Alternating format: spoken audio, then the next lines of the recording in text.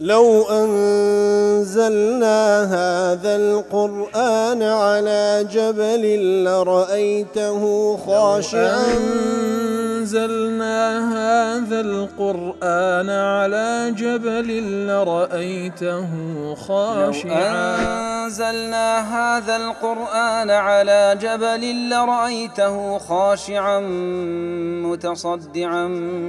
من خشية وتلك الأمثال نضربها للناس لعلهم يتفكرون.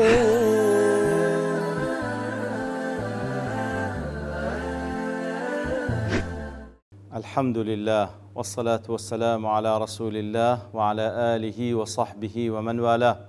السلام عليكم ورحمة الله.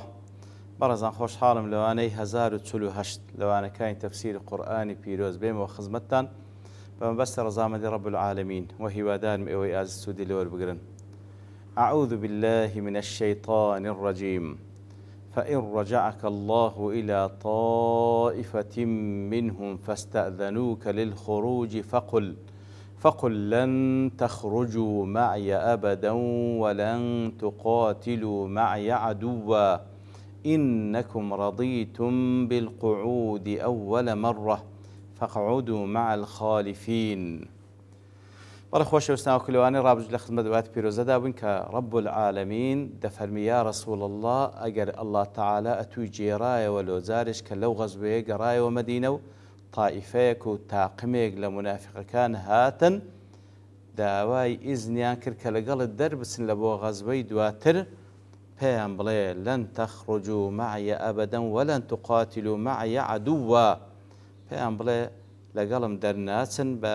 نهایی و لەگەڵم نیش جارێش کە قیتال ناکەن لەگەڵ دوژمنێکی دیکە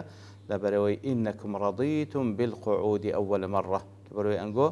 ڕازی بوون بە کەم جار کە خوای کە پێ سەلەم نەفیر عامی کرد ئەنگۆ ڕازی بوون کەوا دانیشتن هەڵبژێرن فاقعدوا مع الخالفین دەی دانیشتن لەگەڵ ئەوانەی کەوە خالفن واتە ئەوانەی کەوە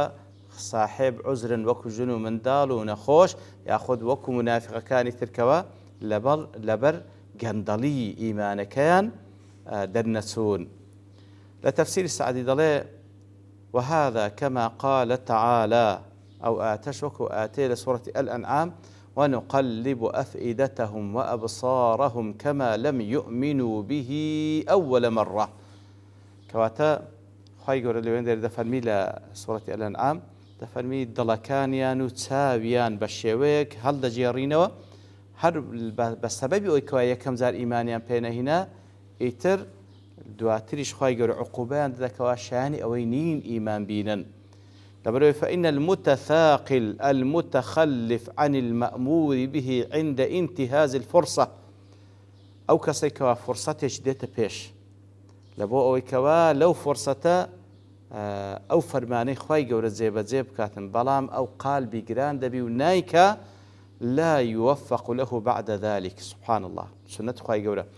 خی گەورە فرسەت دەینتە پێش لە بۆ کاری چاک ئەنجام بدەیت ئەگەر نەتکرد دواتریش خی گەورە موفقت ناکە ويحال بينه وبينه ئەسڵەن خی گەورە سبحانه وتعالى با بڵێن پەردەیەک کۆسپێک لە نێوان تو لە بینی کردەوەی چاک دادن لەبەرەوەی ئەتو ئەسڵەن شایستەی ئەوەنی ئەو کردەوە چاک کە خی گەورە هێنایە بەردەستت ئەتو هەڵت نەبژار وفي أيضا تعزير لهم وهروها كخي يردف بهم لنا بلقلم دربسن والتعزير عقوبة وسزايا فإنه إذا تقرر عند المسلمين أن هؤلاء من الممنوعين من الخروج إلى الجهاد لمعصيتهم كواتا لو حالته لبو مسلمان جرون دبيتو أوانا منع كراينا لوي كوا دربسن لبو جهاد لبر أوي أوانا معصيتيان كرديا كان ذلك توبيخا لهم والسرسنش كرنا لبوان وعارا عليهم ونكالا أن يفعل أحد كفعلهم كواتا هم لبوان عيبيك هم لبو غير وانيش دبيت بندو آموشگاري كواكسي كاري أوانكا تاوكو همان عاقبة سارواني نكا لا أضواء البان دل عاقب الله في هذه الآية الكريمة المتخلفين عن غزوة تبوك بأنهم لا يؤذن لهم في الخروج مع نبيه ولا القتال معه صلى الله عليه وسلم. خي گەورە سزای منافقەکاندا لەو ئاەتەدا ئەو منافقانێکەوە ئەسڵەن یەکەم جار دەرنەچوون لەگەڵ پێغەمبەر صلی الله علیه وسلم ئامادە نەبوون بۆی کەوا چیتر ئیزنیان پێ نادرێت کە لەگەڵ پێغەمبەر صلی الله علیه وسلم دەربچن و لەگەڵ پێغەمبەر صلی الله علیه وسلم قتال بکەن لەگەڵ هەردوو ژمنێشکە لەبەرچی لأن شؤم المخالفة يؤدي إلى فوات الخير الكثير سبحان الله مخالفة كردني فرماني پیغمبر صلى الله عليه وسلم نەکبەتیەکە دەبیتە مای ئەوەی کەوا خەیرێکی زۆر لەدەستت بدا وەکو لە محەڕە دەڵێ إن الدعوات في حاجة إلى طبائع صلبة مستقيمة ثابتة مصممة ڕاستی دعواتەکان ئەو منهج و مەبدە و ئەو دعوە و بانگەوازانە پێویستی بە کەسانێکە کەوا طبیعەتیان مستەقیمە و قایمە و خۆڕاگرە و عزم و جەزمی هەیە تصمد في الكفاح الطويل الشاق ئەوانە پێویست بە کەسانێک کەوا خۆڕاگرە لە هەوڵ و کۆششی بەردەوامی دوور و درێژی پڕ مەشەقەت والصف الذي يتخلله الضعاف المسترخون لا يصمد ئەو صەفەی کەوا کەسانێکی نەفس نزم و لاوازی تێدایە ئەوانەی کە دائما حەزیان لە ئیسراحەتە ئەو صەفە خەلەل دەکەوتە ناوی لأنهم يخذلونه في ساعة الشدة لەبەرەوەی ئەو کەسانە لەناو هەر صەفێک هەبن لە حاڵەتی زۆر تەنگانەدا ئەو صەفەی تووشی پشێوی دەکەن و پشێوی لەناو صەفەکەی پەیدا دەبی فالذين يضعفون ويتخلفون يجب نبذهم بعيد عن الصف كوات أو خان أو نفسية الضعيفانا كوا هەندێنین ناو صف پێویستە نەبذ بکرێن لەو صەفەی دوور بخرێنەوە وقاية له من التخلل والهزيمة تاوکو ئەو صەفە پارێزراوبی خەلەلی نەکەوتە ناوی هەزیمەتی توشنێ والتسامح مع الذين يتخلفون عن الصف في ساعة الشدة ثم يعودون إليه في ساعة الرخاء جناية على الصف كله چاپۆشیکردن بەرامبەر بە کەسانێک کەوا لە کاتی شدە ئامادەنین لەناو سەفەکە مەوجود بن لە کاتی خۆشی و شوێنەی دیسان دێنەوە چاپۆشکردن لەگەڵ ئەوانە بەڕاستیەوە جینایەتێک و تاوانێکە بەرامبەر بەو سەفەی دەکرێت بەرامبەر بەو داوەشکەوە ئەو سەفە هەڵی گرتیە الذي يكافح في سبيل كفاحة المريض كواتە بەڕاستی ئەسڵ بە ئەو کەسانە لەناو ئەو سەفەی داوە و بانگەواز دەربهێندرێن بە هیچ شێوەیەک لێ نەگەڕێن لەناو سەف وجودی وانە خەلەل دروست دەکا و لە نەتیجەدا لەوانەیە هەموو سەفەکەی تووشی هەزیمە بکە. ابن القيم لبدائع الفوائد دڵێ ينبغي الحذر من أمرين لهما عواقب سوء پێویستە ئینسان حەزەر بکە لە دوو شتان کەوە هەر یەک لەو دوو شتە عاقبەتی خراپەیە. یەکەمیان رد الحق لمخالفته هواك ئاگادار بە حەق ڕەد نەکەیەوە لەبەر ئەوەی لەگەڵ هەوا و ئارزوت ناگونجێ فإنك تعاقب بتقليب القلب ئەگەر حەقت ڕەت کردووە لەبەر ئەوەی لەگەڵ هەوا و ئارزوت نەگونجا سزا دەدرێ بۆیە کەوا دڵەکەشت قەلب دەبیتەوە ورد ما يرد عليك من الحق رأسا ولا تقبله إلا إذا برز في قلب هواك كواتا لو حالتي واي ليدي هیچ حەقی قبول ناکە ئللا مەگەر لە قالیبی هەوا و ئارزووی جێگای ببیتەوە کاتە ئاگادار بە ڕەدی حەق نەکەیەوە لەبەر ئەوەی کەوە لەگەڵ هەوا ئارزووی تو ناگونجێ چونکە سزا دەدرێ بۆی کەوا دڵەکەت دەگۆڕێ ئەسڵا ئەو دڵت وای لێ بە طەبیعەتەکی عام وای لێ دەکەوە هیچ حەقی قبول ناکە لەبەر خوای گەورە وەکو لە ئاەتی سوورەت الأنعام دەفەرمێ ونقلب أفئدتهم وأبصارهم كما لم يؤمنوا به أول مرة وەکو سعدیش إشارة بێدا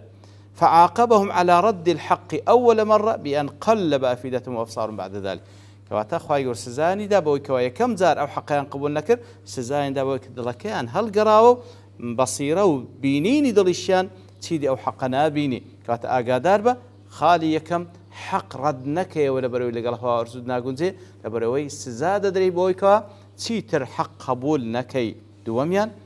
التهاون بالأمر إذا حضر وقته ئاگادار بە تەقسیری لە کارێک مەکە ئەگەر وەختی هات تەقسیری لە کارێک مەکە ئەگەر وەختی هات فإنك إن تهاونت به ئەگەر لە کاتی خۆی أو كاركوا هات بيش أنزامد ندى ثبتك الله وأقعدك عن مراضيه وأوامره عقوبة لك. أجر لو كاتكوا كارك هات بيش تواناش تبيكي نتكرد خواهي قرر سزاد دابوي كوا تسيتر أتناتواني أو كارانا أنزام بدي كوا دبيت ما رازبوني خواه سبحانه وتعالى وكعقوبك أو زو آتينايتوا فإن رجعك الله إلى طائفة منهم أو آتى تأخير. فمن سلم من هاتين الآفتين والبليتين العظيمتين فليهنأه السلامة. أجر كسيك لو دو بلا مصيبة نزاتي بو أو با مباركي بكوا سلامة بكواتا يكميا حق رد مكة ولا برؤي لقال هوا أرزود ناقونزي لبرؤي خير سزاد دابوي كوا بردوامي يتر هيز حقيق قبولناكي وهروها لو كاتكوا بيويز بكارك أنزام بدي كوا تواناش تب أنزام بدي تقصيري تيدا بكي خواي قورا لدواي أوش أوزا موفقدناك كاري خير أنزام بدي بلكو عزيمة دروخي لمحرر ضلي. هذه الآية دليل على من ظهر منه نفاق وتخذيل أو آتبلغي لسروي كسك نشان كان نفاق نشان كان وليات زكوابي خلشي صار بكاتوا لا يجوز للإمام أن يستصحبه في الغزو. فيست إمام مقوري مسلمان أو كسانك أو نشانان لهاتزي لقال خوي نيام با لبو غزاو لبو قتال اقتداء برسول الله صلى الله عليه وسلم فيما أمره الله به. وكو اقتداء ببيغمبر صلى الله عليه وسلم كخواي قول فرمان بيكرديا من مباعدتهم عن الجماعة التي تصحب في السفر وتنصر على العدو. كواتا وكو خواي قول فرمان بيغمبر صلى الله عليه وسلم أو كسان لقى خود مبا لبو هيش سفرك ولبو هيش قتالك. كواتا إمام مسلمان لهر كاتك كدين بيني كسانك هنا أو صفات نفاقيا ليه بديار كوتيا بيستا صفي مسلمان بباريزي لوجودي أو كسان لبروي عاقبتك خلافة. انزل أتي دوات الدفرمي ولا تصلي على أحد منهم مات أبدا. يا رسول الله هل يقلو منافقانا أجر مرد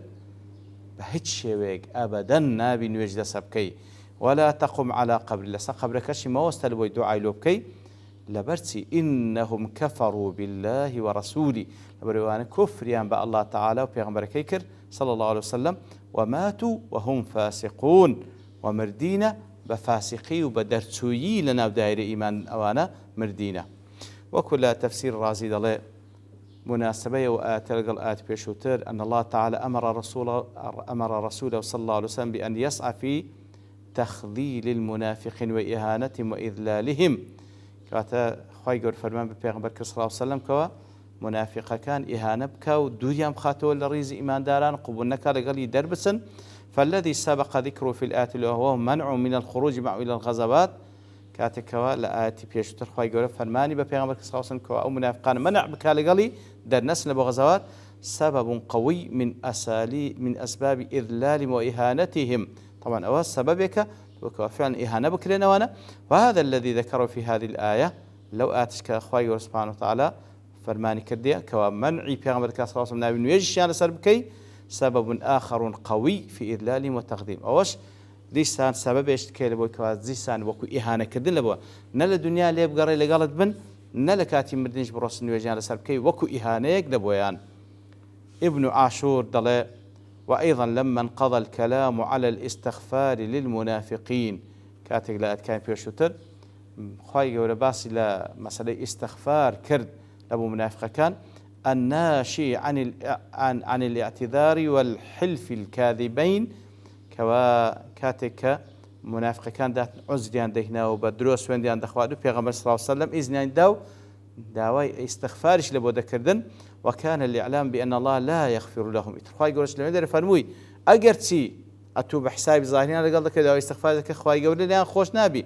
مشوبا بصورة التخيير في الاستغفار لهم. بلام لهم يدري فرموي أجر داوي استغفارك ياناكي إخوائي قولي لأن خوش نابي. وكان ذلك يبقي شيئا من طمع في الانتفاع بالاستغفار. كوات لهم يدري كفرموي داوا بك يانكي يا رسول الله لبوانا إخوائي قولي لأن خوش نابي بلام ك اختياري اشتدابو هشتا اوان تساويان ليبو بلكو مزال اشتداب كخواي قورا ليان خوش بي لأنهم يحسبون المعاملة الربانية تجري على ظاهر الأعمال والألفاظ كواتە لە بەرەوەی تێدەگەیشتنەوە هەر وەکو پێغەمبەر صلی الله علیه و سلم ئیمانداران بە ظاهری تعاملیان لەگەڵ دەکەن علينا بالظاهر وانزان خوای گەورەش هەر بەو شێوەیە تعاملیان لەگەڵ دەکاتن لێ خوای گەورە لێرەدا سبحانه وتعالى دەفەرمی ئەسڵا ئەو اختیاری لە پێغەمبەر وەرەگرتەوە صلی الله عليه وسلم دەفەرمی بە هیچ شێوەیەک نوێژیان لەسەر مەکە و هەروەها داوای ئیستیغفاریشیان لۆ مەکە. ئیتر دیارە ئاتەکە مفسرین شتی تریان لەسەر باس کرێ بەڵام لەبەرتەوابوونی کات دەوەستین بە پشتیوانی خوای گەورە لەوانەی داهاتوو دەینەوە خزمەتی. وصلى الله وسلم على نبينا محمد وعلى آله وصحبه أجمعين وآخر دعوانا أن الحمد لله رب العالمين. لو أنزلنا هذا القرآن على جبل لرأيته خاشعا أنزلنا هذا القرآن على جبل لرأيته خاشعا أنزلنا هذا القرآن على جبل لرأيته خاشعا متصدعا من خشية الله. وتلك الأمثال نضربها للناس لعلهم يتفكرون.